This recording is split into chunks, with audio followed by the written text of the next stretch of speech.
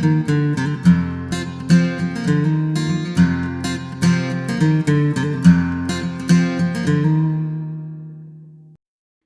there.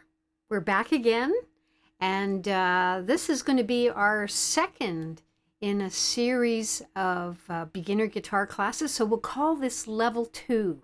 So if you've gotten this far, that means you have graduated from level 1 and you're into level 2. Congratulations. For those of you who haven't seen them before and are absolute beginners, you should consider doing the first set of 8 classes first before you go to this one.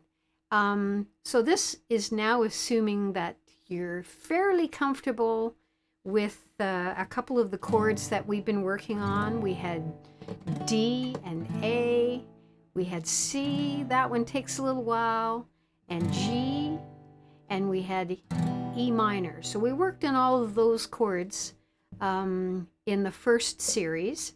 And to start with, in this series, we're going to do a song you're probably familiar with, or a lot of you might be, which is called Brown-Eyed Girl, Van Morrison song. And a lot of people know Brown-Eyed Girl. It's a good kind of campfire song. Not so easy to sing and play to. Well, a lot of songs aren't for some of you, but this one especially so. But you might be able to get someone else to sing with you. And certainly, of course, you can let me do the singing when we get to that part. So Brown-Eyed Girl you will find on my website, just as you can find all of the other songs that we are doing, and chords and strum patterns.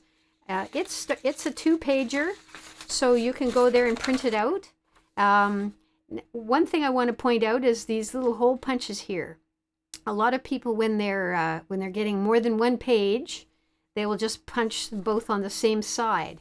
But if you're putting this in a book and you punch them like this, then you can open it up that way and see both pages at the same time, so you don't have to switch pages when you're singing along.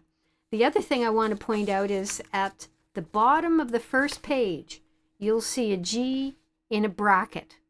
And that's simply because it's the same G that we are using at the beginning of the last chorus. So I just put it there so you'll see it, but it is essentially this G. So when we get there, I'll kind of help you out with that one. We also repeat the last chorus twice before we finish, just as we did with the other song, dun, dun, dun, Bad Moon Rising. I knew it. And the strum pattern, we are going back to our regular strum again. This page is also available on my website, and you can print it out. So we're going back to that strum pattern for this particular song. Now, when we did teach your children in the last session, we did 2 measures of G, 2 of C, 2 of G, 2 of D. In Brown-Eyed Girl, there's only 1, so we move a little faster between chords.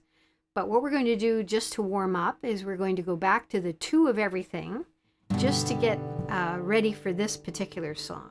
So find your G, and remember the strum pattern is 1, 2, and 3, and 4, and 1, 2, 3, 4. So that's the strum pattern we're going to use. So let's do 2 Gs, 2 Cs, 2 Gs, and 2 Ds, just like we did in Teach Your Children. All right, here we go. 2 and 3 and 4 and 1.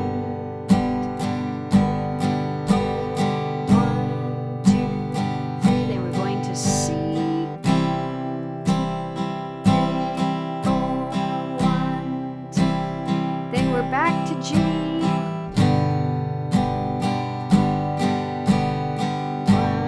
2, and then we do D. 2, 3, 4. Let's go around one more time. So back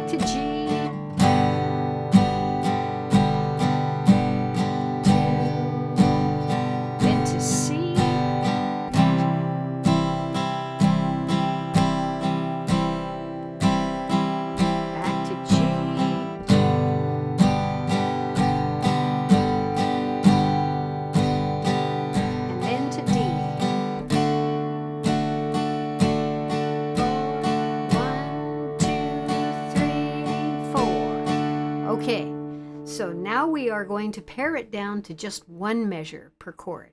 So that's a little bit more challenging because you're moving a lot more quickly, especially with the C chord. Again, if you're struggling with C, it is one of those chords that everyone struggles with for a while.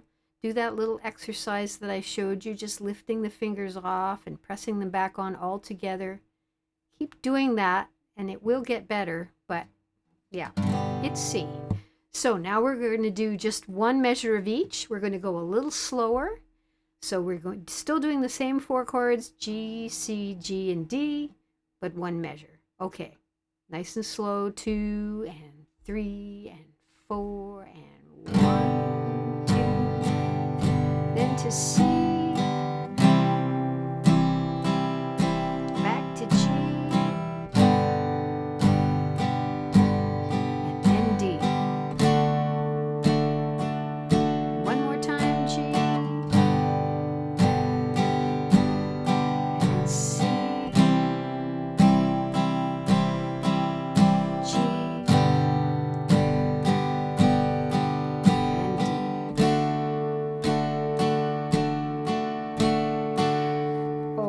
there's also, it switches up in a couple of places, like at the end of each verse, it goes to a G minor, to a C. But what we'll do is just get you to either print out or read off that this song now on the screen. We're going to try it out. We're going to keep it at that pace, just because there's lots of changes. So we'll start at the beginning. You'll notice there's an intro there.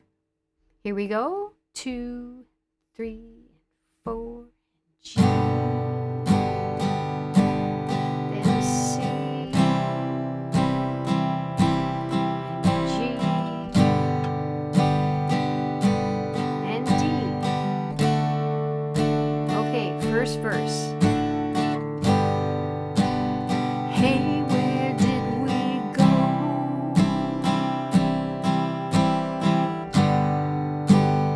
Days when the rains came down in the hollow,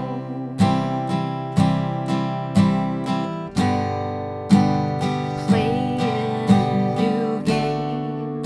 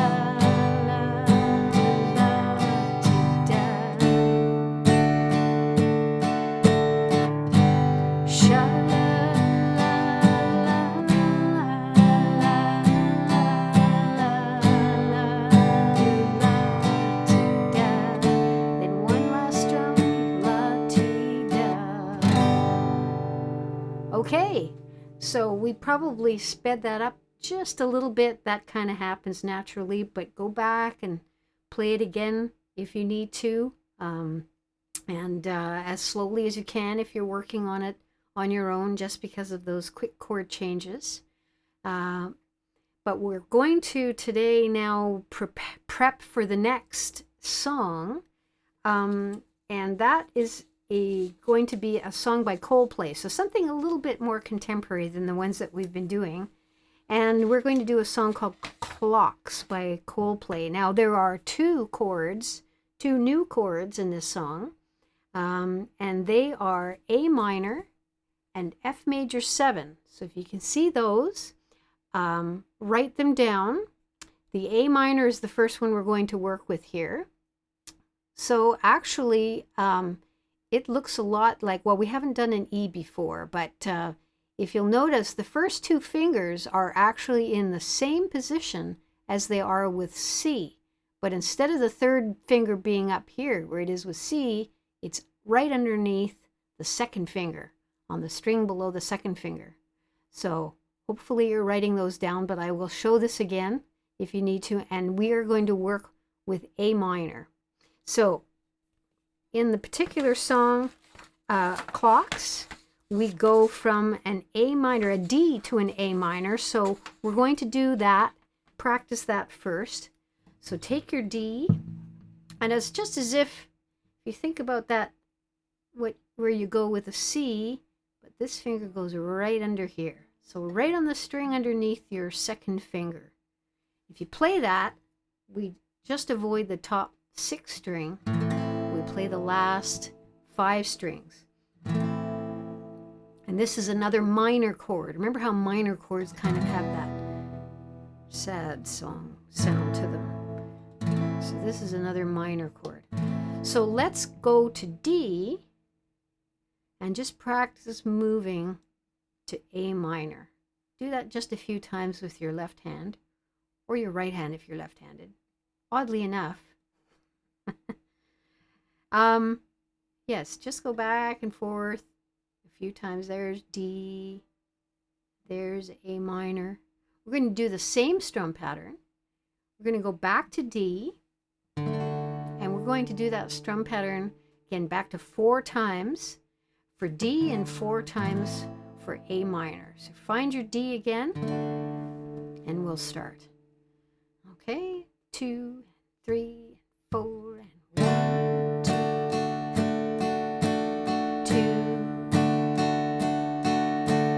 3, 4, and then A minor, 2, 3, 4. So we'll go back to D. 4.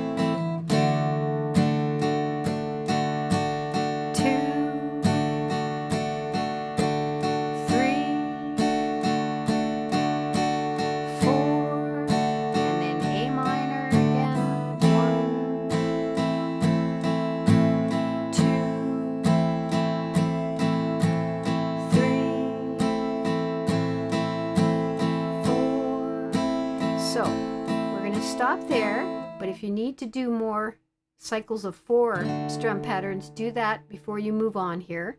We're going to pare it down now to just 2. So 2 Ds and 2 A minors. In the song, it's actually only 1, so we'll try to get to that. So find your D again, 2 and 3 and 4 and 1. 2, then A minor, 1, 2, good, back to D, 1, 2, A minor, 2, let's go around one more time, D,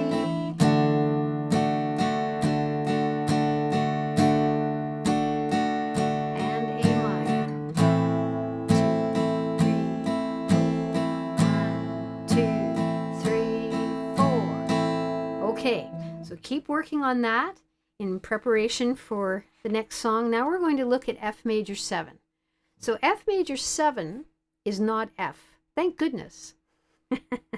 Everybody hates the F. You thought C was bad. I'll try not to scare you. But anyway, F major 7 is close to an F, but it is easier. In fact, sometimes people use this. Don't tell anyone I told you this, but sometimes people play F major 7 instead of F because they hate F so much. But you'll notice, again, we've got 3 fingers lined up. They look a little bit like C, except these 2 fingers here are 1 string lower. So the first finger is in the same position as it is with C, but these 2 are 1 string lower. So they're all in a row. So sometimes people find that a little bit easier to play.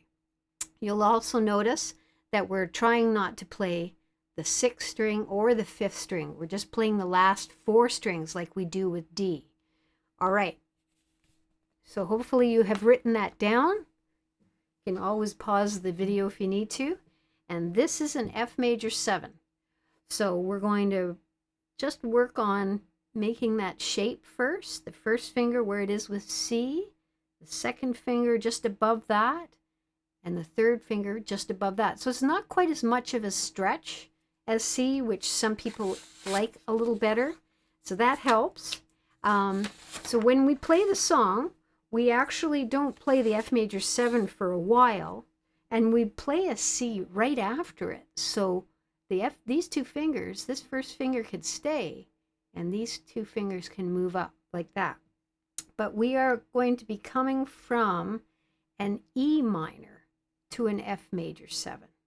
So let's do that first. There's E minor, and there's F major 7. Again, we're going to do 4 E minors, 4 F major 7s. So let's just do that a few times. Here we go, starting with E minor. 2 and 3 and 4 and 1, 2, 3,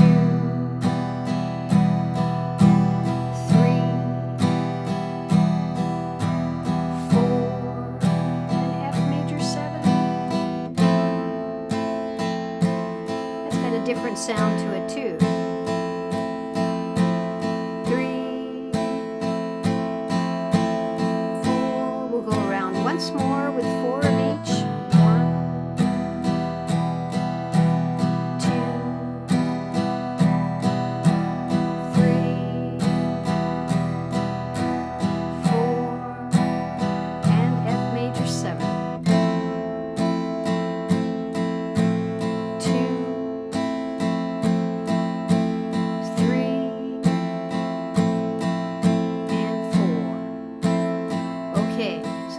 3, we're going to do here before we sign off is we're going to pare it down to just 2 of each.